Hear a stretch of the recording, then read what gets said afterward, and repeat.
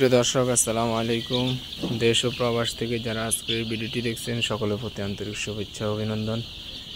প্রিয় দর্শক, বরাবর আমি আছি হাফেজ নজরুল ইসলাম, নোয়াখালী এবং ফেনী থেকে। প্রিয় দর্শক, ফেনীতে বন্যা পরিস্থিতি খুবই ভয়াবহ ছিল। এর পরবর্তী সময়ে আলহামদুলিল্লাহ এখন চারিদিকে পানি খুবই নেমে গেছে, এখন পরিস্থিতি স্বাভাবিক আছে। তো আমাদের এখানে যে মুরগিগুলো আছে সেগুলো হচ্ছে মিশরি ফার্মে মুরগি।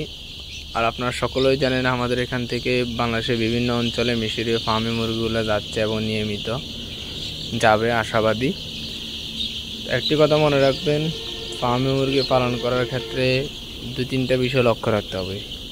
সবচেয়ে গুরুত্বপূর্ণ বিষয় হচ্ছে তাই মুরগি সিলেক্ট করার ক্ষেত্রে আপনি যেখান থেকে বাচ্চা ক্রয় করবেন, অধিকাংশ হ্যাচারির মালিক বা বিভিন্ন ধরনের গ্রাহকরা আছে আপনার। এখন হচ্ছে যে একটা সময় এসে গেছে, আগে কিন্তু পুরুষ মহিলা নিয়ে সমস্যা ছিল না।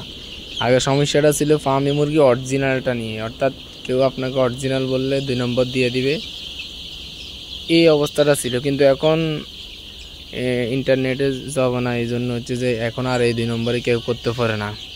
যার কারণ হচ্ছে যে আপনি যেখান থেকে এনেন অরিজিনাল ফার্মিটা মোটামুটি পান।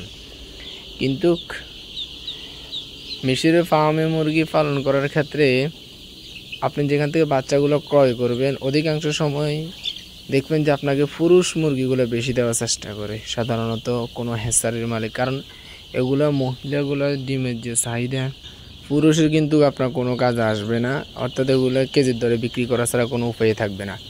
তো এই জন্য আপনারা চেষ্টা করবেন যে হচ্ছে যাই এই মহিলাগুলা বেশি নেওয়ার জন্য। কারণ মহিলাগুলো যদি আপনি বেশি নেন তাহলে বেশি লাভবান হবেন। নিশ্চিত না হলে আপনি ফার্মি মুরগি খামার করে লসের সম্ভাবনাটা বেশি হবে। কারণ এই মুরগিগুলো আপনি পুরুষ হিসাবে যদি পালন করেন তাহলে সেক্ষেত্রে মাংসের জন্য কোনো একটা বেশি একটা লাভ হয় না। কিন্তু আপনি এগুলো যদি ডিমের জন্য পালন করেন তা আলহামদুলিল্লাহ এগুলোতে মোটামুটি ভালো লাভবান করা যায়।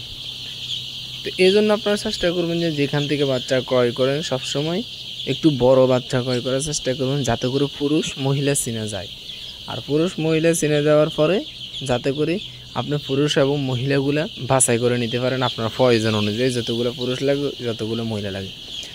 এখন আসুন দ্বিতীয় আরেকটা বিষয়, অনেকে আমাকে বলেন যে ভাই একটা মহিলার সাথে অর্থাৎ একটা পুরুষের সাথে কতগুলো মহিলা রাখা যায়।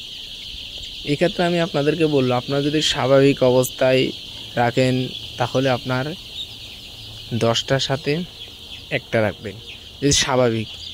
আর যদি আপনারা মনে করেন যে আমি এই ডিম থেকে বাচ্চা ফুটাবো অথবা এগুলো বীজ ডিম হিসেবে বাজারে বিক্রি করবো বা কাউকে গ্যারান্টি দিয়ে বীজ ডিম হিসেবে বিক্রি করবো, তাহলে সেক্ষেত্রে আমি আপনাদেরকে বলবো প্রতি 10টায় 2টা, অর্থাৎ 8টা মহিলা 2টা পুরুষ রাখবেন।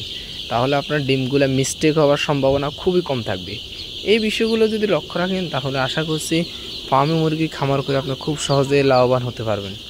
তো যাই হোক, আজকের ভিডিওটি এই পর্যন্ত। এই ভিডিওটি যদি ভালো লাগে একটি লাইক করবেন, আর এই চ্যানেলে নতুন দর্শক তাহলে অবশ্যই চ্যানেলটি সাবস্ক্রাইব করুন।